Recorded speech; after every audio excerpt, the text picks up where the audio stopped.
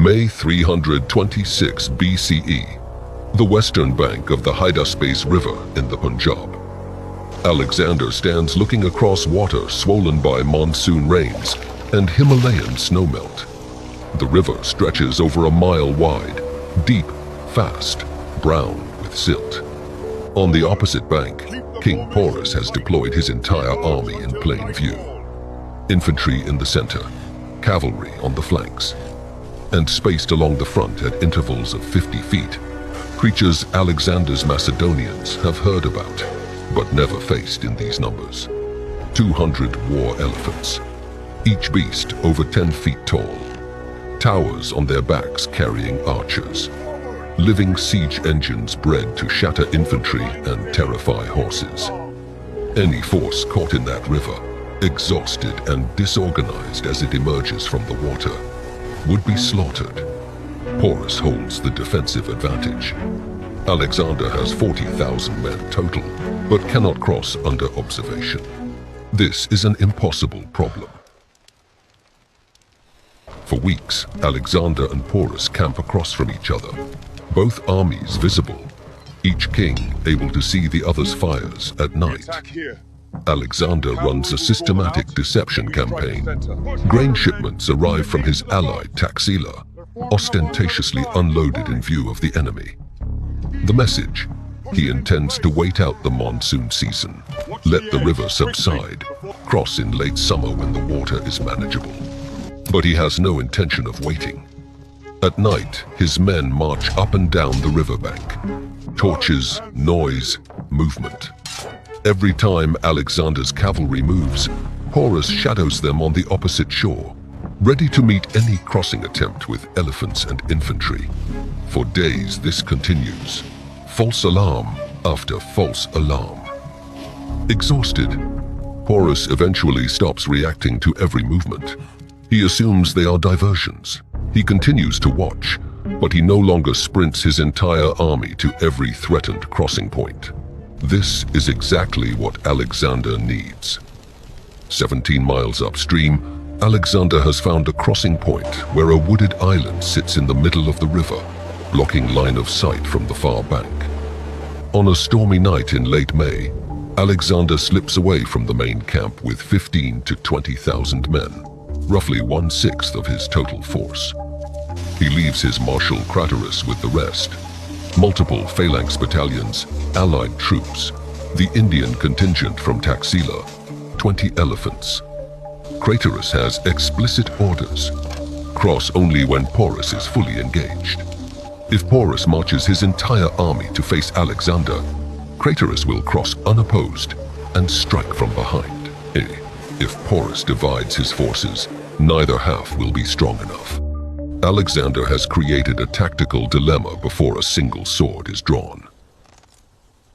The march to the crossing point occurs during a thunderstorm. Rain hammers the ground. Lightning splits the sky. Thunder masks the sound of 15,000 men moving through the dark. The Macedonians have hauled boats overland from the Indus crossing weeks earlier, and they have constructed rafts by stretching leather tent covers over wooden frames. At dawn, the crossing begins. It does not go perfectly. Alexander's force lands first on the island in midstream, believing it to be the far bank. They must wade through chin-deep water to reach the eastern shore. By the time the sun rises fully, 15 to 20,000 Macedonians are on Porus's side of the river. Alexander has divided his forces, a gamble, but he has crossed the Hydaspes. The defensive barrier is broken. Messengers race to inform Porus, who cannot believe the report. The main Macedonian camp is still visible across the river. How can Alexander be on this side? Unable to accept that Alexander has crossed with a major force, Porus sends his son to investigate and delay the landing. The young prince rides out with 3,000 cavalry and 120 chariots. He meets Alexander's force several miles from the river and is annihilated. The chariots, formidable on dry ground, are immobilized by mud near the riverbank. Alexander's horse archers, Dahai and Saka riders, recruited during the Central Asian campaigns, shower the Indian cavalry with arrows. His companion cavalry charges without forming line of battle, hitting the Indians while they are still deploying. The engagement is one-sided. Porus's son is killed. The survivors flee back to report the disaster. Porus has lost 3,000 men and his heir. The delay gave Alexander time to consolidate his position. It is the first and worst of Porus's mistakes. Porus marches to meet Alexander with the best part of his army, leaving a small screening force to prevent Craterus from crossing unopposed.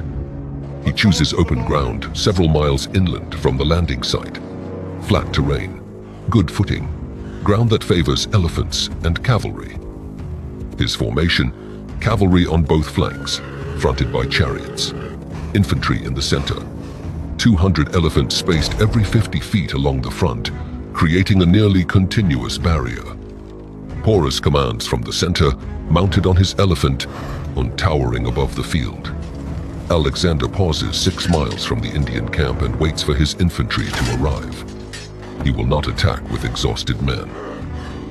When the Macedonians reach the Indian position, Alexander deploys his force. Companion cavalry and horse archers on the right wing under his personal command. 2 phalanx battalions in the center, screened by light cavalry and archers. Conus commanding cavalry on the left, with orders to watch for an opening. The 2 armies face each other. The tactical geometry is clear. Elephants are Porus's answer to the phalanx. Horse archers are Alexander's answer to the elephants. Craterus waits across the river with the reserve. The battle will be decided by cavalry maneuver, and whether the elephants can break Macedonian infantry before Alexander collapses the Indian flanks. Alexander attacks. He personally leads the companion cavalry against Porus's left flank, while his horse archers pelt the elephants with arrows. The arrows target mahouts, the drivers seated on the elephants' necks. Killing or wounding the mahout makes the beast uncontrollable. The elephants begin to waver. Porus responds by shifting cavalry from his right flank to his left to meet Alexander's assault. It is tactically sound. Alexander's charge is genuinely dangerous and must be countered. But this is what Alexander anticipated. Conus, commanding cavalry on the Macedonian left, immediately attacks the now weakened Indian right flank, striking from the rear. The Indian cavalry is caught between Alexander's frontal assault and Conus's attack from behind. They break. Meanwhile, the elephants attack the Macedonian phalanx. They are terrifying. Beasts over 10 feet tall wading into the infantry line, grabbing men with their trunks and hurling them through the air, trampling formations. Archers in towers on their backs shoot down at close range. But the Macedonian infantry does not break. The phalanx withdraws slowly, maintaining ranks, while light troops continue to harass the elephants with javelins and arrows. The sarissa, a pike 13 to 21 feet long, proves effective at keeping elephants at bay. Hedge of iron points, each one capable of wounding the face or trunk. As more mahouts are killed, more elephants lose control. Wounded, panicked, leaderless, they do what frightened animals do. They run.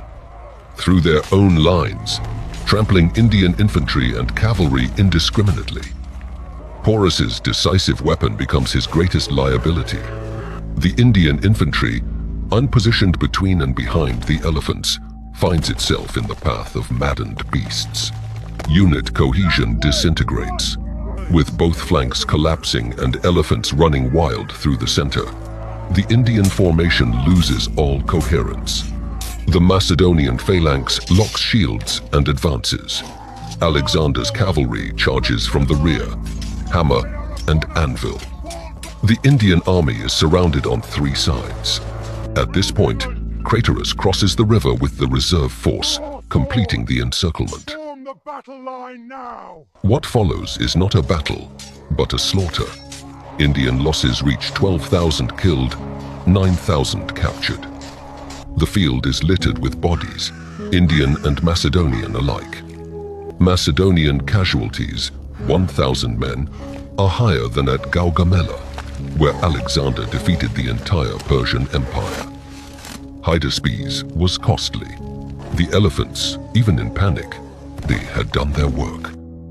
Porus remains mounted on his elephant throughout the battle, wounded in the shoulder, watching the destruction of his army. Messengers from Alexander are spurned. Finally, a personal friend convinces him to listen. Exhausted and thirsty, Porus dismounts and is brought to Alexander. When asked how he wishes to be treated, Porus replies, "Treat me as a king would treat another king." Alexander is impressed. He restores Porus to power, even expanding his territory. The defeated king becomes a satrap. The worthy opponent Darius never was. But victory came at a cost. 1,000 Macedonians dead. And on the battlefield, Alexander's horse Bucephalus died. Of wounds, exhaustion, or age, the sources do not agree. The animal that had carried him from Macedonia to India since Alexander was a boy of 12, or died at the farthest point of conquest.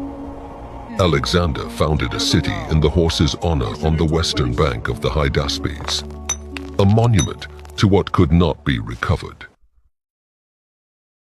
Weeks later, at the Hephaestus River, the army refused to march farther. They had been campaigning for 8 years. They had crossed deserts, mountains, and rivers. They had faced Persians, Scythians, and elephants. And now, at the edge of the known world, they said no. Alexander turned back. Hydaspes was his last great victory. The answer to how you fight 200 elephants, with brilliance, with combined arms, with operational deception, with daring, with horse archers targeting mahouts, with cavalry envelopment exploiting defensive rigidity, with infantry disciplined enough to hold against charging beasts until the beasts broke themselves. And even then, it cost 1,000 men and the horse that had carried a king across the world. Even then, it was not enough to make the army take another step. The edge of the world is not a place. It is the limit of will.